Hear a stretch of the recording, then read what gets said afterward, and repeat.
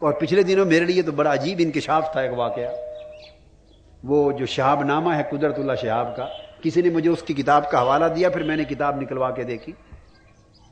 کیونکہ عجیب انکشاف تھا کہ مجد الفسانی رحمۃ اللہ علیہ اپنی حیات مبارکہ میں ایک مرتبہ جنگ تشریف لے گئے اور وہاں اپنے 7 دن قیام فرمایا۔ تو ہم تو سمجھتے ہیں کہ وہ اس خطے میں آ کر انہوں نے اپنا فیض بانٹا ہے، اپنی خیرات بانٹی، اور جو حصہ ہمارے مقدر میں تھا ہمیں بھی ملا، اور ہر ایک کو جو جو مقدر ہے وہ ان کو ملتا ہے، ملتا رہتا ہے۔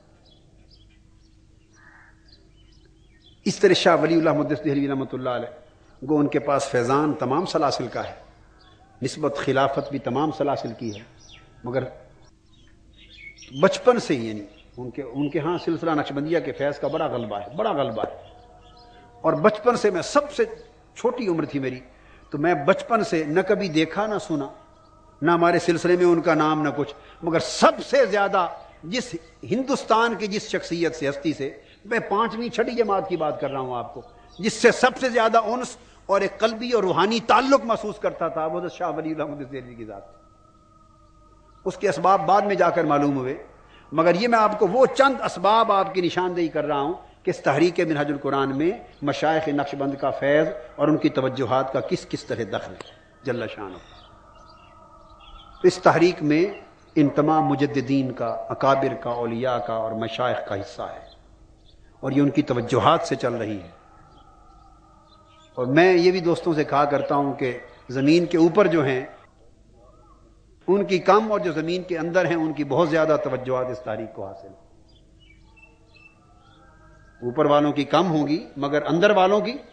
بہت زیادہ توجہات اس تحریک اور مشن کو حاصل ہے، جس کے ذریعے اصلاح احوال کا، تجدید دین کا کام آگے بڑھ رہا ہے، کہ خاص طور پہ ان مشائخ، مفکرین، مجددین اور اکابر ائمہ اور اسلاف کی دینی خدمات خاص طور پہ وہ ضرور پڑھیں جن کی کاوشوں سے اور مساعی سے دین کی اقامت اور دین کا احیاء اور دین کی تجدید ہوئی۔ ان کے افکار کو پڑھیں، ان کے اطوار کو، ان کی سیرت کو، ان کے معمولات کو، ان کی علمی فکری رہنمائی کو، ہدایات کو پڑھیں، اور کوشش کیا کریں کہ آپ بیٹے اپنی زندگیوں کو ان کے اندر ڈھالیں، زندگیوں کو ان کے اندر ڈھالیں۔ جتنا رہنمائی کا چشمہ اور یا کرام کی زندگیاں ہیں، اس سے زیادہ مؤثر چشمہ ہمارے لوگوں کے لیے اس دور میں اور کوئی نہیں، کیونکہ وہ چشمہ براہ راست حضور صلی اللہ علیہ وسلم کے چشمہ فیض سے ملا ہوا، جڑا ہوا ہوتا ہے۔ تذکرے اور صحبتیں جو جس طرح کتاب لکھی ہے، اس کا پس منظر یہ ہے، اولیاء کرام کے احوال، ان کے معمولات، ان کے تذکرے، ان کی تعلیمات، ان کے شب و روز کے احوال، ان کو تنہائی میں پڑھا کریں، اس سے آپ کو تزکیہ کی رغبت پیدا ہوگی۔ پھر کوشش کریں اپنی زندگیوں کو اس راہ پر ڈھالنے کی، ان کے فکر کو پڑھیں، اپنے مشن، اپنی تحریک کے فکر کو پڑھیں، اور کوئی تحریک جس سے کسی سطح پر بھی امت کی اصلاح کا کام ہوا ہے اور دین کے کسی امر کی تجدید کا کام ہوا ہے، یاد رکھ لیں وہ تصوف اور صوفیاء کرام کے تعلق اور اس روحانیت سے خالی نہیں تھی،